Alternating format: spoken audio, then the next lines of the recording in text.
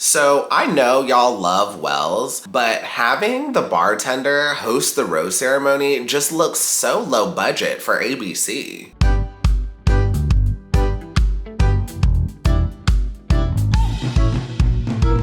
Hi everyone, my name's Dimitri and welcome back to DimitriTube. Bachelor in Paradise, episode 5. Let's talk about it. Like always, if you're enjoying my reviews, please go ahead and pound that like button, pound that subscribe button, and ring that notification bell. I'm really trying to push through to 1,000 subscribers, and the likes and subscribes really help me out. I apologize beforehand if I look a little tired in this video. It's Labor Day weekend, and my friend's birthday was last night, and staying in was not an option. But I went and grabbed an iced coffee, and we are gonna push through because there's a new episode of Bachelor tonight, and I gotta review that for y'all as well. So let's just dive in and start this review.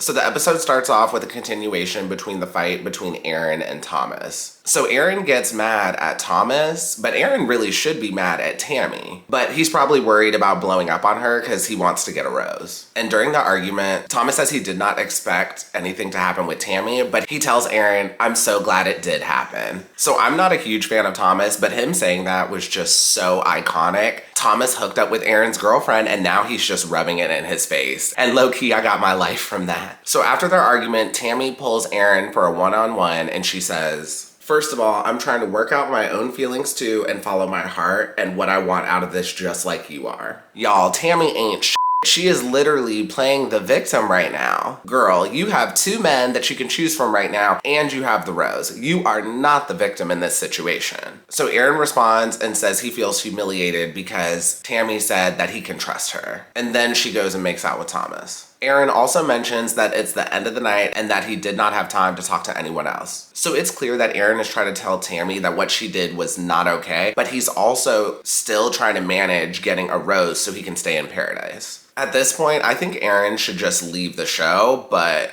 he really wants to stay in paradise. So then after that, Aaron storms off and Tammy starts crying and having a breakdown, and then she has a confessional. And y'all, this confessional was iconic. This was probably the most insincere confessional I have ever seen. Tammy does not give a f***. She literally has a 3-minute breakdown over Aaron and then swiftly moves on to Thomas. Immediately after her breakup with Aaron, she is in this super short dress on a daybed with Thomas. She don't give a f***. Now, in Tammy's defense, this could have been a longer span of time, but it's still all happening in the same night, so it's still bad. During the cocktail party, Chasen pulls Deandra for a one-on-one, and Chasen gives Deandra a massage. So that whole one-on-one was just so clunky to me. Like, I don't think they have any connection. And then Chasen gives her a necklace. The necklace is pretty, but I don't love it though. It just looks a little too boyish to give to a woman in my opinion. Also, Chasen said on the episode before this that Karl was corny for giving Deandra a bracelet. And now he's turning around and giving Deandra a necklace. So then after that, Deandra returns the bracelet to Karl and tells him that she doesn't want to keep the bracelet because she does not see something happening with him. So then after that, Karl confronts Chasen and says he only gave Deandra a necklace so he could one-up him. It's 100% true. If you watch Tayshia's season and just what I've seen and heard from Chasen on social media, he's somewhat of a player. And he would never give a woman a necklace on day 1. Also, let's talk about gift giving real quick in terms of relationships. So I was cool with Karl giving Deandra that bracelet because it wasn't that expensive. When it comes to gift giving, if you're going to give someone a gift this early on, I think it should be a cheap gift, but a thoughtful gift. Especially as a guy, if you give extravagant gifts early on in the relationship, you kind of set an expectation to give extravagant gifts for the rest of the relationship. And unless you're balling out of control with cash dollars, I just don't think that's a good idea. On this show, they mention the 5 love languages all the time, and gift giving is a love language. And that is one way that a lot of people show affection to someone. So I personally have no problem with someone giving gifts early on in the relationship, but I do think it should not be an expensive gift. So while Chasen and Karl are arguing, so many people just keep going over to Deandra saying that they're fighting over her. And Deandra is just so unbothered. She's like, what is there to argue about? But after that, in the confessional, Deandra says she does not think the necklace is genuine and that Chasen is just trying to get a rose. And I agree. Next, we're moving on to Tre and Tahzjuan. So Tre breaks up with Tahzjuan and says that he ultimately does not think that she's the one. He says he does not think paradise is right for him. Now, just a few quick things about this. So I thought Tre left on a really good note. And Tre is definitely one of my favorite guys in paradise. Second, it was clear they didn't have a connection anyway. And lastly, I was a little suspicious as to why Tre waited so long to break up with Tahzjuan and say he wanted to leave. But I think that's just a production thing. I think production only lets people leave near the rose ceremony because Victoria P left near the rose ceremony as well. And not too long after Tre leaves, Tahzjuan decides to leave Paradise as well. She feels that Paradise is for her and she doesn't think she's gonna find love there. And I'm not gonna lie, I was pretty bummed about Tahzjuan leaving because she was probably the best narrator and she's one of the funniest people in Paradise. Like, she definitely helped keep the comedic pace of Paradise.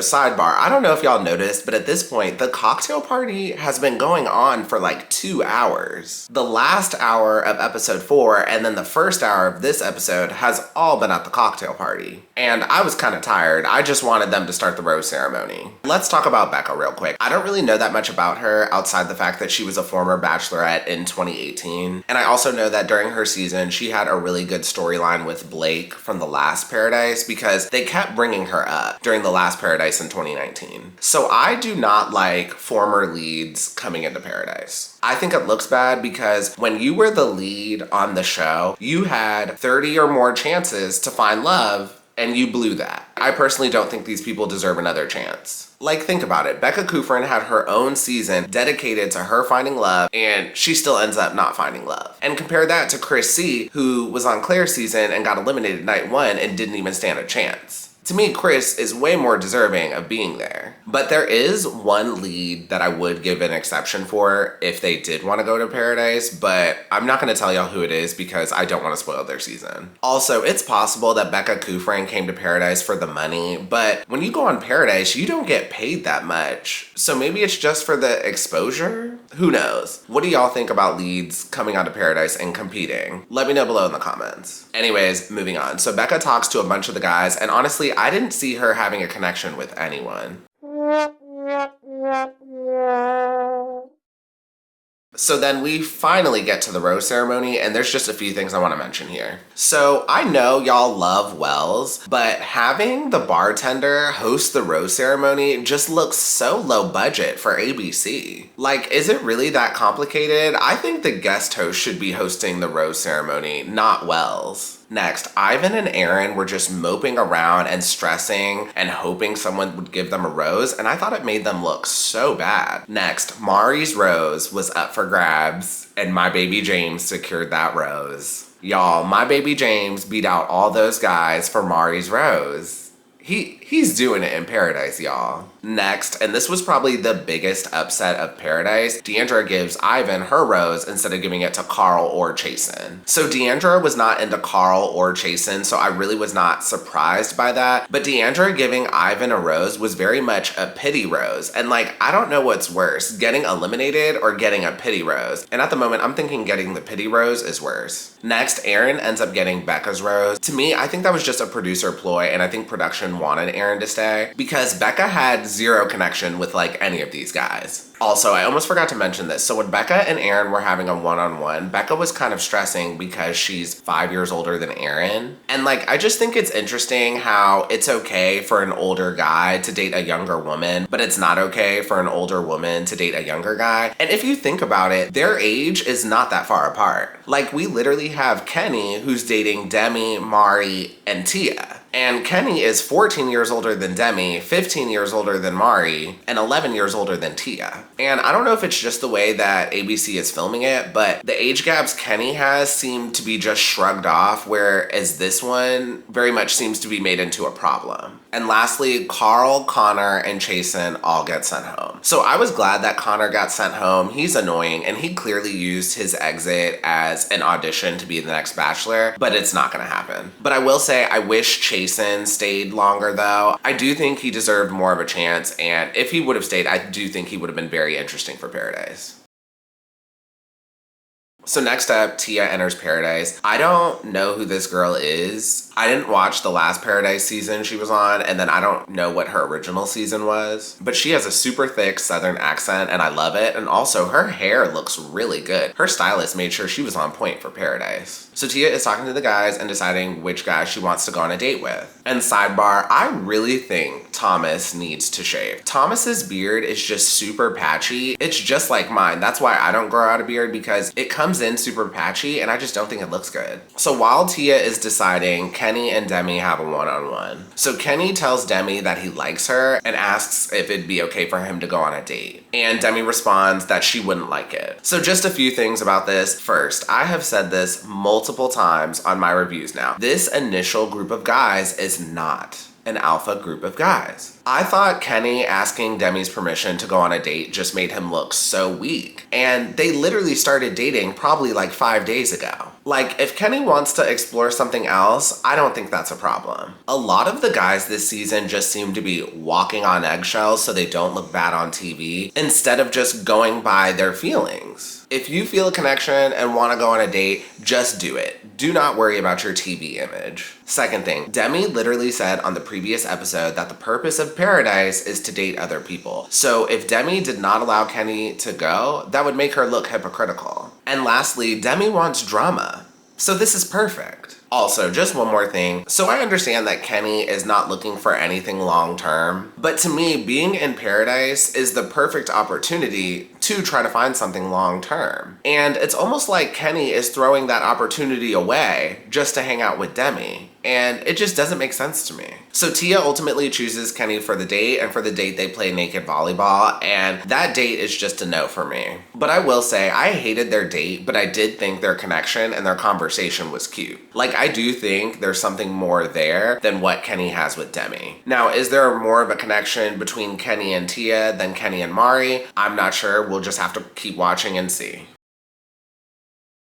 And finally, the last relationship I want to talk about is between Abigail and Noah. And honestly, I forgot they were even there. Abigail and Noah get pretty much zero airtime. I was actually excited to get to know more about Abigail during Paradise after watching Matt's season, but I'm guessing she's boring because she gets like zero airtime. So Abigail is chatting with the girls, and she says she's not madly into Noah like how a lot of the other couples seem to be. So personally, I thought this made Abigail look kind of dumb, because on her first date with Noah, she said she wanted to take things slow and that she tends to friend zone guys. So if I'm dating someone and they say they want to take things slow, I'm not going to be all over them. So for Abigail to be surprised that Noah is not all over her is ridiculous. So after that, Noah and Abigail have a one-on-one and they agree they're friends, and Noah starts getting frustrated. And their whole conversation was just really vague, mainly because we have not seen a lot of them in Paradise. So everything that she was talking about, I just could not reference any examples. And then at one point, Abigail says it's never been this easy with someone, and she questions if it's supposed to be like this. So in the early stages of a relationship, I'd rather have someone where the relationship is easy and it's easy for us to be around one another. Like, no shade, but to me, it sounded like Abigail has been in toxic relationships in her past, and now that she has a relationship that comes easy, she can't comprehend it and she can't make sense of it. Overall, the whole conversation was just vague, but it sounded like Abigail wants an emotional roller coaster. And just one more thing, Abigail kept comparing her relationship to everyone else's, and I just thought that was so immature.